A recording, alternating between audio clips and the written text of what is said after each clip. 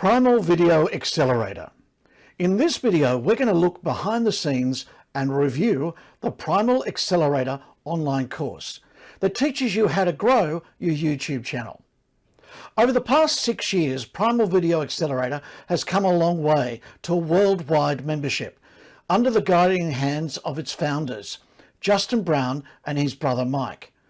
Together they have grown their video channel from 0 to 744,000 subscribers.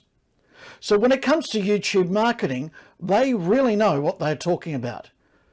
But instead of giving you my thoughts alone on Primal Video Accelerator, I have joining us on today's program Justin Brown, co-founder and the face of Primal Video Accelerator. On that note, let's roll the intro.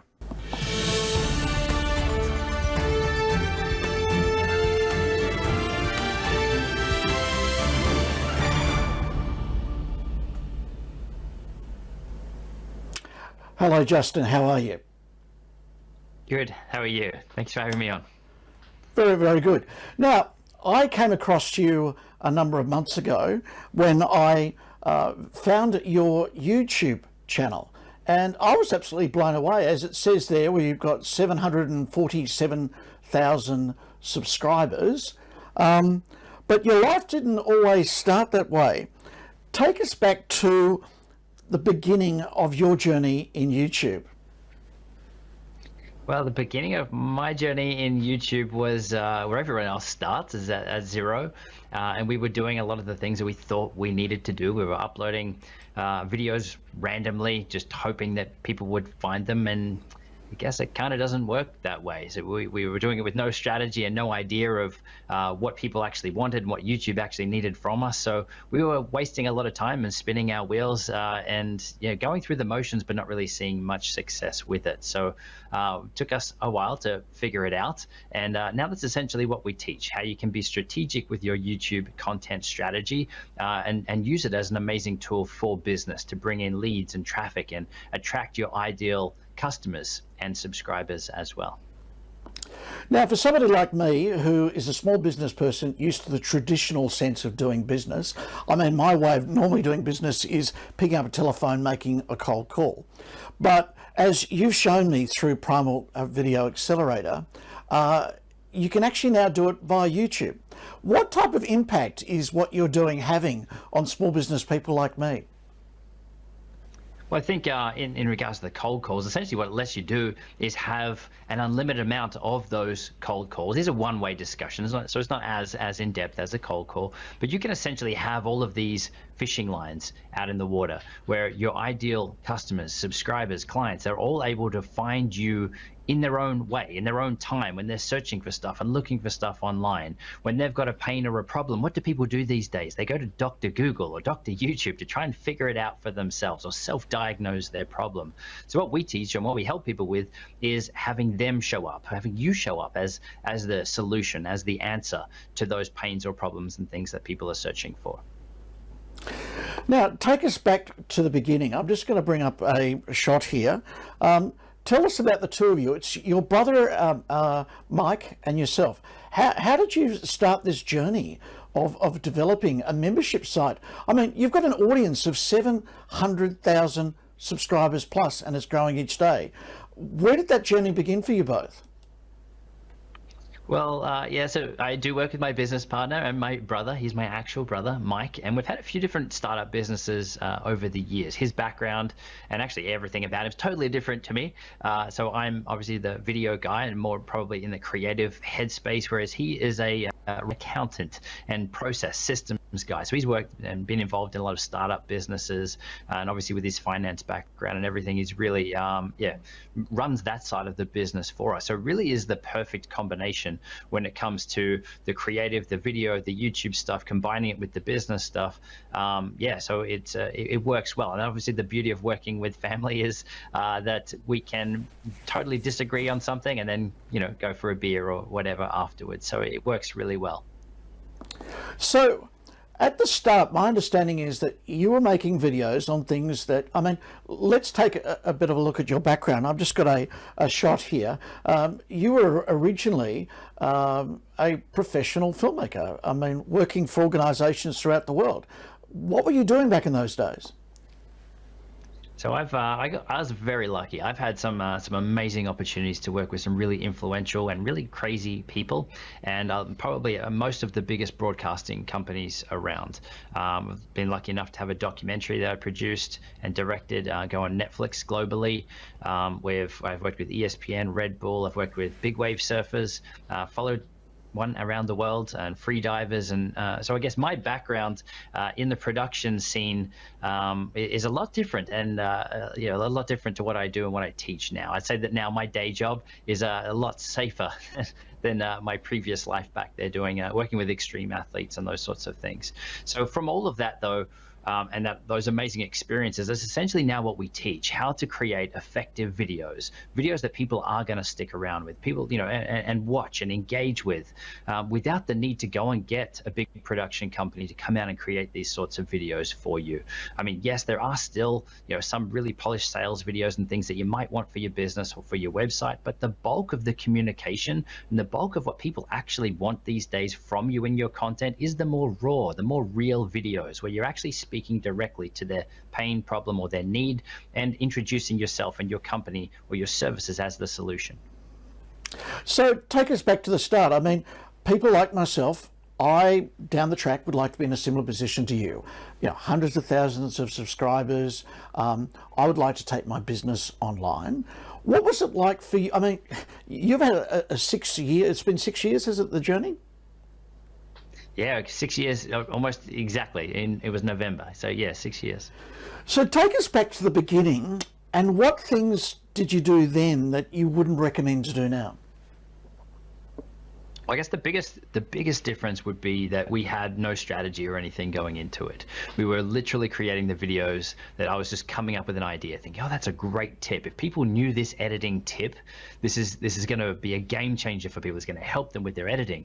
But the problem is that people don't search or look online for the tip or for the solution. They don't know about the solution.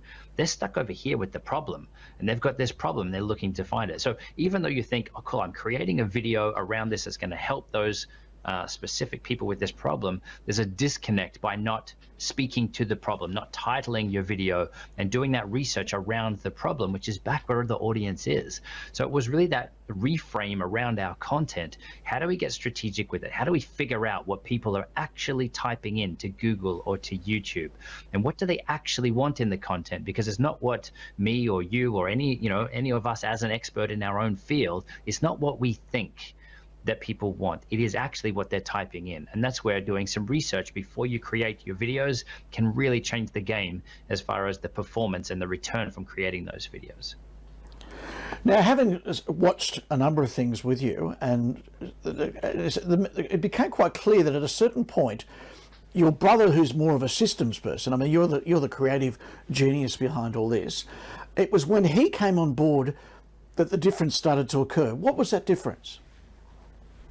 It really was, yeah, for sure. It was definitely Mike bringing a different view to it, and it wasn't just about creating just amount of content or being consistent with one video a week. It was almost like what's the point unless we're giving YouTube everything that it needs? So that's where we started to get really strategic with everything that we were doing. We started trying and testing what we were saying in the videos, different methods of shooting them, your thumbnail strategy to be able to get the click. There's a few little things that actually come into place that you need, and if you're not hitting all of them, then it's really difficult to be successful on YouTube. So in a nutshell, it comes down to you need to have your content show up on the platform. So you need to be doing some sort of research first to make sure that you are speaking the same language as your viewers. The second one is you need to be getting the click. If YouTube shows your video up on the platform and people don't click it, they click someone else's video, then you can have the world's best video, but no one is going to see it. So your thumbnail strategy, that little image, and having a strategy behind creating an engaging thumbnail becomes really important. And the third one, then once you've got that click, is keeping people engaged with your content, helping YouTube understand what your content is actually about so that it can serve it to the right people. But how do you actually keep your viewers engaged? Because it's all well and good if they click on your video, but if they lose interest really quick and they leave, then that's not good for you, for YouTube, for the viewer. Then YouTube itself is going to stop showing your videos if it's not a good experience for the viewer. So it really comes down to those three things: showing up, getting the click, and then having that strategy in place or structure in place to keep people engaged and consuming your content. Now, the interesting thing in all the videos that you do and on your YouTube channel, I mean, let's just take a look here. You've got 747,000 subscribers. How many videos have you made so far on the channel? It's around 330. Around 330 videos, and that's taking you roughly 6 years. So, is it one a week? Is that the approach? So one a week. So, I mean, there's lots of experts out there that say in order to be successful, you need to do daily videos or 3 times a week. And I'm a professional video guy, and I couldn't imagine anything worse than that. So what we try to find in our business and what we try to teach as well is that 80-20. How do you get the most amount of return from your input with the least amount of input? So that's really what we strive for. How do we refine the process? How do we do that research up front so that we know that we're maximizing the value and maximizing the chance that our content is going to stick, is going to succeed, is going to show up on the platform and stick around for years afterwards? And that's one of the biggest things with YouTube, is that your content does stick around. We have videos that are 5 years old, probably coming up on 6 years old now. They're still bringing in a ton of views today with no extra input or effort or anything from us.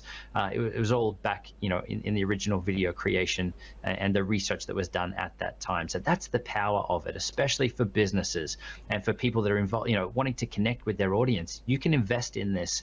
And it's not like it's a lot of time that you need to invest, but do some research, create an effective thumbnail, structure your videos in a way that's going to keep people engaged, and you will reap the benefits from that content over time. And that's where, every new video is just adding to that pool of organic traffic getting videos that you're creating. So for us, yeah, 1 video a week. And yes, we've dabbled with 2. We tried it for a while, but the results weren't double. It wasn't worth the extra effort. So for us, we'd much rather say, if you're going to commit, ideally you're committing at 1 video per week. Now I get it. Some videos are going to take longer than a week to produce. So I don't want to see anyone on that content social media hamster wheel where you're under the pump all the time. So you want to commit to being consistent, but commit to not overwhelm, not burning yourself out. So if it's 1 video every 2 weeks for you, then that's awesome. It's 1 video a month, then stick at it. But for us, what we try to suggest people lean in towards is around 1 a week if possible. So what you're really saying is that you're playing the long game. Yeah, definitely. YouTube 100% is the long game. If you want fast views on something, if you're going to run a webinar and you need eyeballs on that webinar, then that's paid traffic. You can run ad, pay to play. But the problem is the moment you stop paying, then the traffic stops. So that's why we love YouTube. We go in with a strategy that this content is going to stick around for years. I don't think we've really ever removed a video from our YouTube channel, and that's the power of it. We make sure that our content is going to stand the test of time. There's some videos, a handful of videos, that we remake as an updated version each and every year, just to update people on the latest things, the latest trends, what's working now. And that's really becomes an opportunity as well for anyone else that's thinking, I need to start on YouTube. But there's already people out there that are making the content that I want to make. There's already channels with millions of subscribers. Who am I to teach this? How am I going to rank up against those guys? But it really comes down to there is no one else like you. There is no other person with your thoughts, your background, your experiences, your personality as the glue to pull it all together. And there is just so much opportunity on YouTube. So no, it's not too late for that either. So a lot of people out there in the online space are peddling, the quick rich scheme, you know what I mean? Like, they have the ads with the Maseratis and the lifestyle and the drone shots and all of that. But what I'm hearing from you, and I mean, I know for a fact that you are incredibly successful at this, it's not something that you can go into next week and expect to start making money in the next couple of months. Would I be correct? Yeah, 100%. And that's where it is. If you treat it as the long game, the game becomes, how do I improve my process? How do I improve this 1% every time? If you're okay with knowing that your first videos are going to be your worst videos, then next time, what do I improve? What do I improve? How do I improve the process? How do I improve what I'm saying in the videos? How do I keep people engaged longer? How do I improve that click-through rate on my thumbnail images? That then becomes the game, knowing that your content is going to stick around. So yes, it's not a get-rich-quick thing. It's not a get-rich-fast thing. I would say it's definitely the long game, but being strategic about it is going to help you have success with it over the long term. So for someone like me who is used to the traditional approach of getting business, what type of time frame should I be looking at? So for example, I want to take my public workshops, and COVID has basically stopped all those for the time being, and I want to take them online and take them worldwide. What type of time frame would you suggest to somebody like me in getting ready to promote them? Do I need to do 3 or 4 months of growing an audience on YouTube and then start promoting?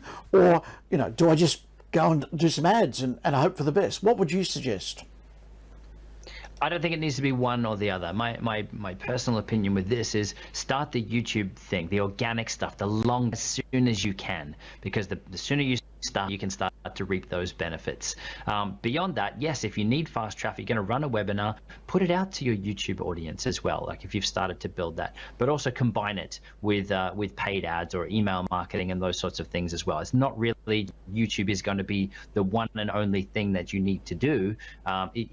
There's lots of amazing tools and things these days, but for us, YouTube is the backbone of our business, and it is because of the power of our content being able to stick around for years after we create it. That's unlike any other platform. Facebook, you could post and it disappears a day, couple of days, or sometimes even a week if you're lucky after you create it. Whereas YouTube, it's the long game. Your content is sticking on there, so it can be a mix. So yeah, it'll grow and scale over time, and primarily for us, we use YouTube to grow our email list so that we have that direct communication with our most loyal followers and the people that want to hear from us. Now, one of the things I've liked about dealing with you guys is that, well, firstly, when I decided to do this interview, I thought, these guys have got millions of people following them. They're just going to be too busy. I'm unimportant. Because that's the impression you get a lot of these online gurus, is that they're untouchable, as they're driving their Maserati, who's got time to speak to a chap driving a Holden or a Ford. But one of the things I found with working with you is that you make yourself available. So if you wouldn't mind, just to give us an idea of this time frame we should be looking at, when you've decided to get this thing off the ground and you went, I think it was courses you did first, and then you went to membership, is that right? Yes, so we were dabbling on YouTube for a while. We definitely hadn't figured it out. We started to take it seriously maybe about a year in. We're like, look, this isn't working for us. We need to start to figure it out or stop it because it's a bad business decision.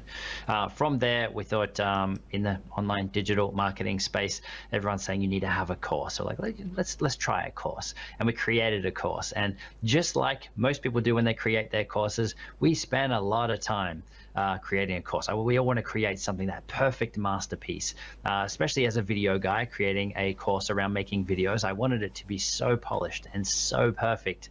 And it was a good friend of mine that said, look, every time I talk to you, you're creating this course. When's it coming out?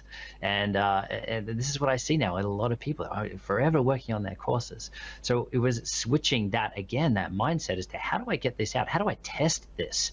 How do I find out that what I'm spending all of my time is actually what people want? So we went down the path of releasing some of our courses as live trainings and running them as live beta tests before we'd go and produce the actual finished product. And then, yes, we've pivoted again to membership. What we found is that a lot of the courses that we would go and buy and invest in, and we still buy and invest in a lot of courses, a lot of training, is that there's normally 1 or 2 nuggets that just made the whole course worthwhile.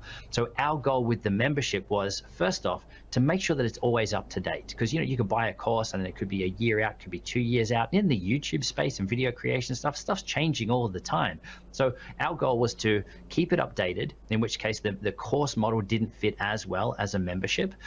So that with a membership, we just treat it as a resource. We said that this is your resource to always jump in at unstuck with where you are. It's not about starting at module 1 and working your way through. It's about jumping into the specific training that you need, knowing that you are getting best practices and what's working for us right now, knowing that that you can then go and implement that for your business. So the membership model lets us do that. We keep the content updated, and that way there's no question around, is what I'm implementing working now still today? So one of the things that I really liked about your membership site, and I'm just going to play something, just going to bring something up here on the screen. On the screen each fortnight, Justin does these live calls. And as you can see, there is me, there's Justin, and there is his brother Mike. And what I like about this myself is the fact that you're accessible.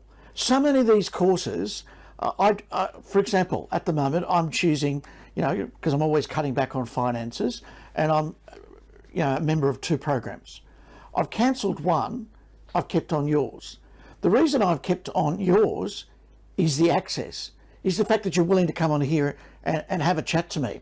And just for those people who have never experienced this, I'm just going to play a clip of what it is actually like to join Justin at the start of one of these calls. Welcome everybody to this call. If this is your first time here, great to have you. If you're a returning member, it's also great to have you here as well. Lots of stuff happening. Straight off, I'm going to run through some quick housekeeping rules. If this is your first time, let you know how these calls are going to run. First off, I want to say that if you are on here live and you want to come on and ask a question, even if you have already submitted it, then jump to this website. Now, I've actually connected with a lot of people through the group, because you also have a private Facebook group. And the constant thing they say to me is that they are amazed that these calls can sometimes go several hours.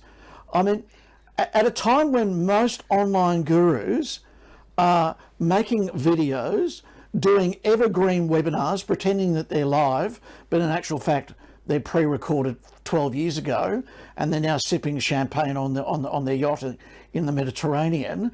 You actually make yourself available every fortnight. Why do you do that?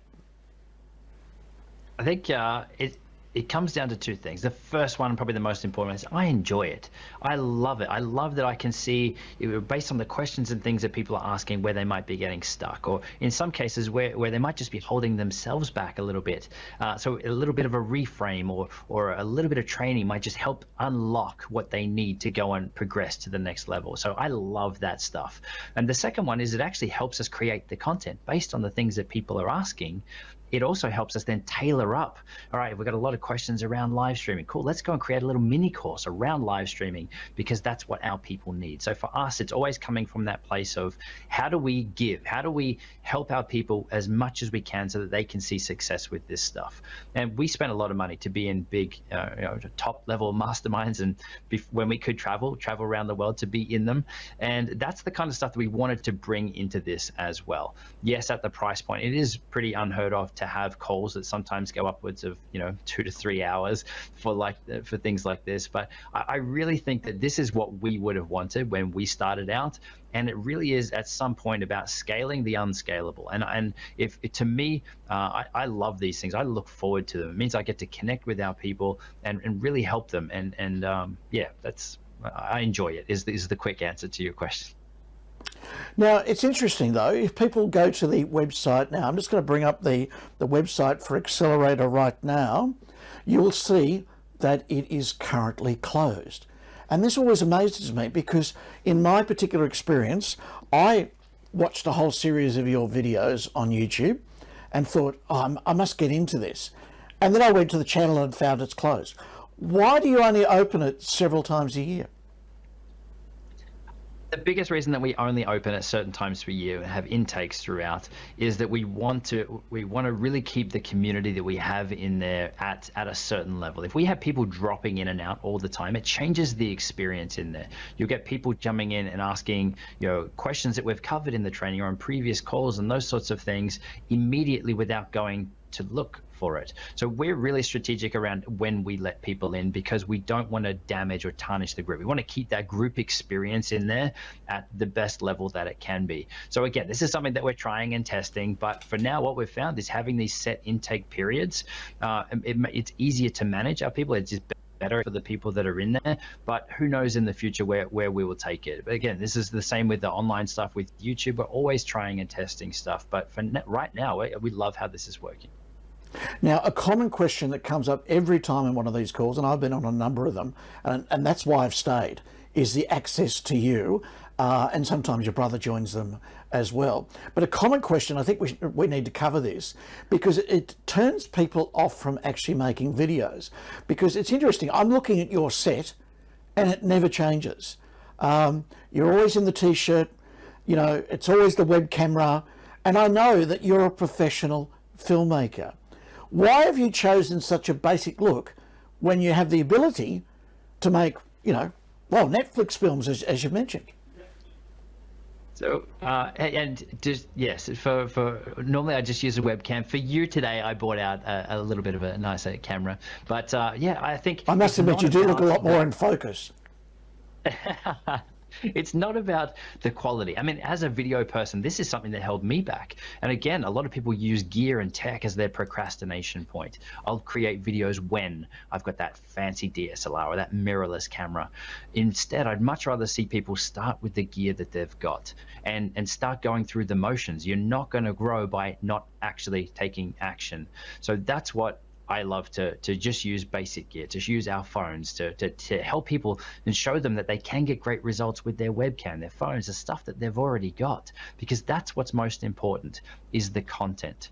Even when we create videos inside of our training and everything, and inside of even for our YouTube channel with a phone or with a webcam, no one ever comments and says, I can't believe you made this with your phone, because they're focused on the content. They're focused on the value that we're delivering. So that's what I'd much rather see. And that's what we teach. It's not about the fancy gear. In anything, what we teach is just set something up so that it looks good enough. You said that you got the same background, I just wear t-shirts. It's not about all that fancy stuff. It's about the content. So for me, I like simplicity. I'd much rather walk into a room, have everything set up, turn on a couple of lights, turn on the camera, and we're just good to go. It's that setup, that pack up, that becomes another procrastination point. So that's my take on that, and that's what I would advise for anyone: is use the gear that you have, upgrade when you're hitting the limits of what you can do creatively or workflow wise with your gear. But besides that, it's just a procrastination point for most people. Now, I understand that you have several intakes throughout the year, and if you look at in the links below, you can actually go onto a waiting list where you can sign up. You make it very affordable, though. I mean, I don't want to date this video, but currently it's $37 US. I mean, for something where you're spending, some of those sessions that we do are 2 hours, and they're every fortnight. And I've been on sessions where only a couple of people joined, and Justin's gone through all the questions, and we run out of questions, and he's just open to a free-for-all. And I've been able to ask a myriad of questions. I mean, it's like having personal one-on-one coaching.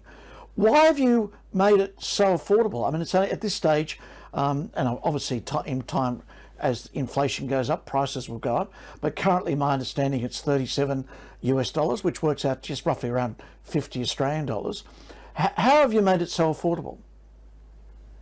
Well, our goal with it was to make it achievable, was to make it affordable for people. I mean, for us, people are finding us through YouTube. We know that there's a lot of more expensive courses, and we're a part of a lot of them as well. But like, what's the easiest way for people to start seeing results with this? And we think that that's why having the membership option of $37 US a month, it's an easy test for people to jump in and just to get their feet wet with it and see what's in there. Yes, we do have some people that will come and leave after month one, and you can cancel at any time. There's no obligation to stick around. It's a month by month. But for those that are serious, we also have the annual option as well, where it's $370 US for the year, so you get your 2 months free. So really, that's what we've designed it as. We want to make it accessible. We want to make it easy for people to jump in and to see if it's a fit for them, and just to see the wealth of information that's in there. Again, all designed to help them see results with this stuff fast.